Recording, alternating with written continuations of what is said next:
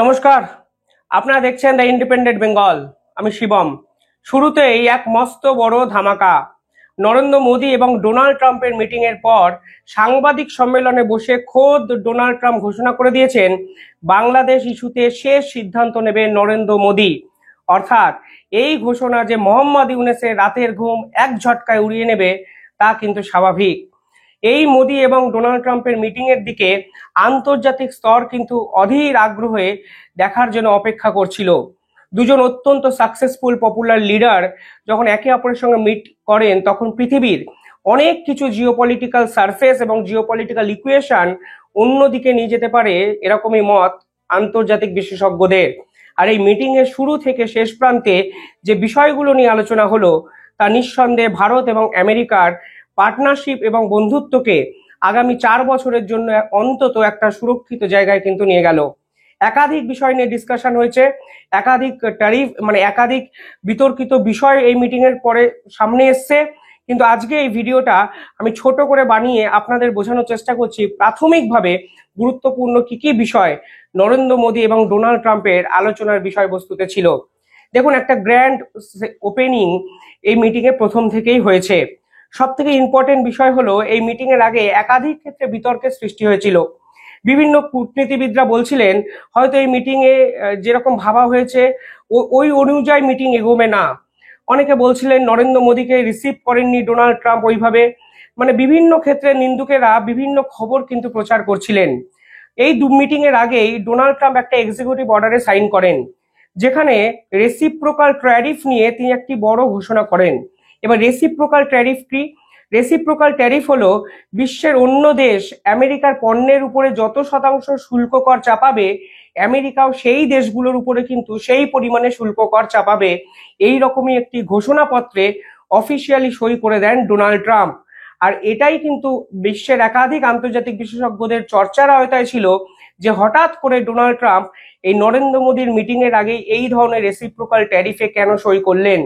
পরবর্তীকালে আমেরিকার একাধিক কূটনীতি বিশেষজ্ঞরা বলেন যদিও রেসিপ্রোকাল ট্যারিফ এক্সিকিউটিভ অর্ডারে সাইন করেছেন ডোনাল্ড ট্রাম্প, তা সত্ত্বেও 1:1 রিলেশনশিপকে গুরুত্ব দেবেন ডোনাল্ড ট্রাম্প। কারণ এক্ষেত্রে আগামী 4 বছর যদি আমেরিকাকে সর্বোৎকৃষ্ট জায়গায় নিয়ে যেতে চায়, তাহলে কিন্তু যে লিটারাল যে সিরিজগুলো হয়, দ্বিপাক্ষিক যে আলোচনাগুলো হয়, সেগুলোও কিন্তু অত্যন্ত গুরুত্ব সহকারে ভাববে ডোনাল্ড ট্রাম্পের সরকার। ফলে এই পরে নরেন্দ্র মোদী হোয়াইট হাউসে যান।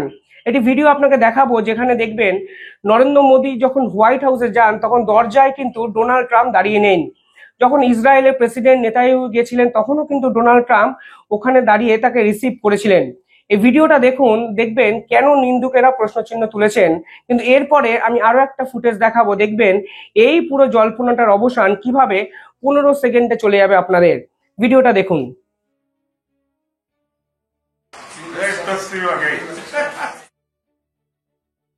We missed you. We missed you a lot. Here's some of our friends. অর্থাৎ ডোনাল্ড ট্রাম্প নাকি দরজায় দাঁড়িয়ে নেই। একাধিক রাজনীতিবিদরা, বাংলাদেশের মিডিয়ারা ইতিমধ্যেই সমালোচনা করতে শুরু করেন। এরপরে ডোনাল্ড ট্রাম্পের হোয়াইট হাউস থেকে আরো একটা ভিডিও প্রকাশ করা হয় যেখানে তিনি দেখাচ্ছেন দরজার ভিতরেই দাঁড়িয়েছিলেন ডোনাল্ড ট্রাম্প, এবং ডোনাল্ড ট্রাম্প কার্যত বুকে জড়িয়ে ধরে নরেন্দ্র মোদীকে রিসিভ করেন এবং উল্লেখযোগ্য 2-3টে কথা বলেন, যা দুই লিডারের যে সম্পর্ক তা কিন্তু বিশ্ব আঙিনায় রীতিমতো চর্চার আওতায় আবার চলে আসেন। ডোনাল্ড ট্রাম্প নরেন্দ্র মোদীকে দেখে বলেন উই মিসড ইউ এ লট, অর্থাৎ আমি আপনাকে মিস করছিলাম। আপনার মতো অত্যন্ত গুণমান ব্যক্তিকে, যিনি দেশের অন্যতম শরিক, তাকে আমি মিস করছিলাম। এই কথাটা কিন্তু 2-3 বার ডোনাল্ড ট্রাম্প বলেন এবং যা নিয়ে রীতিমতো টুইটার ট্রেন্ডিং, একাধিক ক্ষেত্রে একাধিক বিষয়, একাধিক মিমও বেরিয়ে গেছে। এবং বুঝতেই পারছেন ভ্যালেন্টাইন্স ডেতে যখন এরকম ভিডিও আসে তখন বন্ধুত্বপূর্ণ একটা সহাবস্থানে এই ধরনের ভিডিও ক্লিপিংস এর চর্চার আওতায় আসবে তা কিন্তু নিঃসন্দেহে বোঝা যায়। ডোনাল্ড ট্রাম্পের এই মিটিং এর আগেই আনঅফিসিয়াল ডোনাল্ড ট্রাম্প অর্থাৎ ইলন মাস্কের সঙ্গে নরেন্দ্র মোদী একটি মিটিং করেন। সেই মিটিং যখন করেন তখন ইলন মাস্কের পিছনে আবার আমেরিকার পতাকা ছিল, তা নিয়েও বিতর্ক হয় বিস্তর। ডোনাল্ড ট্রাম্পকে একজন জিজ্ঞাসা করে বসেন যে এখানে ইলন মাস্ক কি আমেরিকা সরকারকে রিপ্রেজেন্ট করেছে, মানে ডোজ এই যে ডিপার্টমেন্টের দায়িত্ব ইলন মাস্ককে দেওয়া হয়েছে তার পক্ষ থেকেই কি নরেন্দ্র মোদীর সঙ্গে মিটিং করার ছাড়পত্র পেয়েছেন ইলন মাস্ক? ডোনাল্ড ট্রাম্প বলেন, আমি এই বিষয়ে এখনো কিছু জানি না, আমি জেনে আপনাদের এই বিষয়টা জানাবো। কিন্তু ইলন মাস্কের সঙ্গে এই মিটিং নিঃসন্দেহে খুবই গুরুত্বপূর্ণ, কারণ এখন গোটা বিশ্ব জানেন সরকারে হয়তো ডোনাল্ড ট্রাম্প আছেন, কিন্তু আমেরিকা প্রশাসনকে পিছন থেকে চালাবেন নিঃসন্দেহে one and only Elon Musk. এই মিটিং এ ইউএস এইড নিয়ে কথা হয়েছে। ডোজের সাম্প্রতিককালে সব থেকে ভয়ানক যে রিপোর্ট তা হলো শেখ হাসিনা এবং মোহাম্মদ ইউনেস এই যে ষড়যন্ত্র এবং নরেন্দ্র মোদীকে হারানোর জন্য প্রায় 5,000 কোটি টাকার ইনভেস্টমেন্ট এই ইউএস এইডের মাধ্যমে ভারত এবং বাংলাদেশে করা হয়েছিল, সেই রিপোর্ট কিন্তু নিজে সরেজমিনে দেখেছেন ইলন মাস্ক এবং এই রিপোর্ট নিয়ে একটি টুইটও করেছেন এবং সাম্প্রতিককালে একটি পডকাস্ট যা কিন্তু ইলন মাস্কের অত্যন্ত বিশ্বস্ত কূটনীতিবিদদের মাধ্যমে প্রচার করা হয়েছে তাও অলরেডি নরেন্দ্র মোদীর সঙ্গে এই দ্বিপাক্ষিক আলোচনায় উঠে এসছে বলে একাধিক বিশেষজ্ঞরা কিন্তু আলোচনা করেছেন। পরবর্তীকালে ইলন মাস্ক একটি উপহার তুলে দেন নরেন্দ্র মোদীর হাতে। উপহারটা কি? আপনারা জানেন ইলন মাস্কের যে সংস্থা এক্স, তিনি একটি স্টারশিপ বানাচ্ছেন। এই স্টারশিপ করে প্রথম মানুষ হয়ে তিনি মানে প্রথম মানুষকে তিনি মঙ্গলে পাঠানোর একটা ব্যবস্থা করবেন। আর এই স্টারশিপের মধ্যে অনেকগুলো হিট টাইল আছে। এই হিট টাইলের একটা ছোট্ট অংশ তিনি নরেন্দ্র মোদীর হাতে উপহার স্বরূপও কিন্তু তুলে দেন। তারপর বিভিন্ন ক্ষেত্রে ছবি ভাইরাল হয়, ভিডিও মেসেজ ভাইরাল হয় এবং সামগ্রিকভাবে এই ইলন মাস্কের সাথে নরেন্দ্র মোদীর এই ছবি আমার মনে হয় নিন্দুকেদেরও একটু বার্নালের প্রয়োজন আছে। অন্তত বাংলাদেশের মিডিয়া যেভাবে এই মোদীর এই আমেরিকা সফর নিয়ে বিশ্লেষণ করছিল, তারপরে কিন্তু এই ছবিগুলো অন্তত তাদের মুখে ছুঁড়ে ফেলা উচিত। পরবর্তীকালে ডোনাল্ড ট্রাম্পের সঙ্গে মিটিং হয় নরেন্দ্র মোদীর। সেখানে একটা ইমোশনাল মুভমেন্ট ক্রিয়েট হয়, নিঃসন্দেহে ইমোশনাল মুভমেন্ট, কারণ দুই দেশের অত্যন্ত গুরুত্বপূর্ণ দুজন নেতা দেখা করছেন, অথচ ডোনাল্ড ট্রাম্প তাকে উপহার স্বরূপ একটি অ্যালবাম তুলে দিচ্ছেন। এই নজিরও কিন্তু আমেরিকায় এর আগে ডোনাল্ড ট্রাম্প দেখাননি।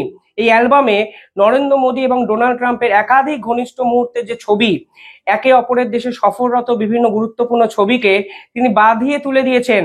অর্থাৎ এই যে ডোনাল্ড ট্রাম্প যখন ভারতবর্ষে এসেছিলেন তখন নমস্তে ট্রাম্প ইভেন্ট এবং হাউডি মোদি যা কিন্তু আমেরিকায় নরেন্দ্র মোদী সফরে হয়েছিল, সেই সফরের একাধিক ছবি একটি সুন্দর কোলাজ করে অ্যালবামে উপহার স্বরূপ তুলে দেন নরেন্দ্র মোদীর হাতে এবং পরবর্তীকালে বলেন আওয়ার জার্নি টুগেদার।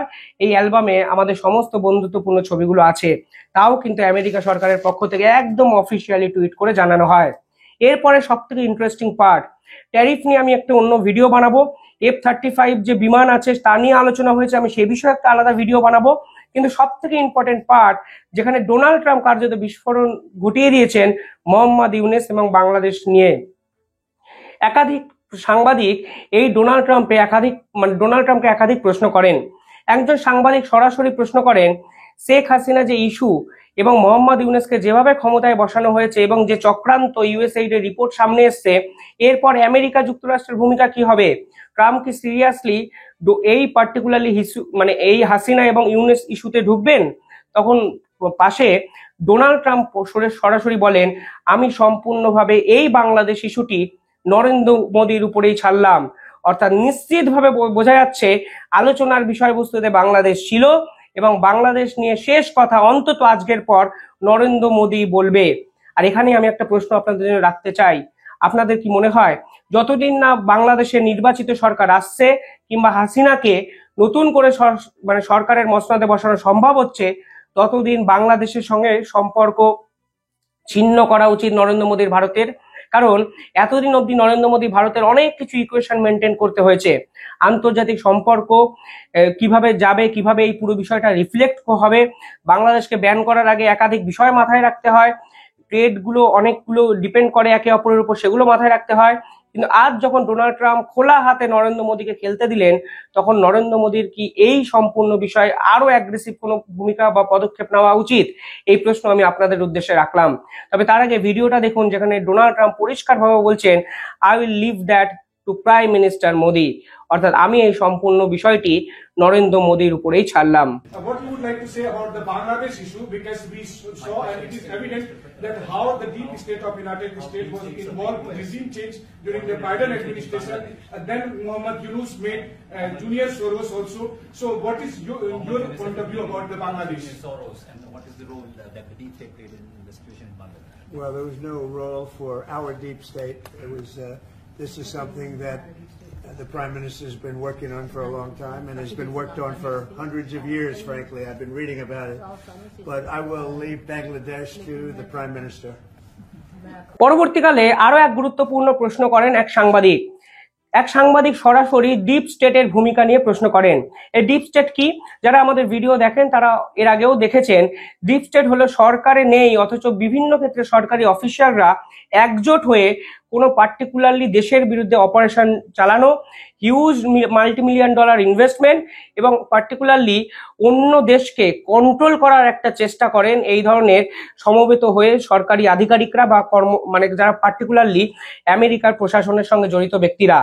এই পার্টিকুলারলি ডিপ স্টেট ভারতের যে ইলেকশন সেটাকে কন্ট্রোল করেছিল বলে এখন সব থেকে বেশি বিস্ফোরক অভিযোগ, যা ডোনাল্ড ট্রাম্পের সামনে সরাসরি করা হয়।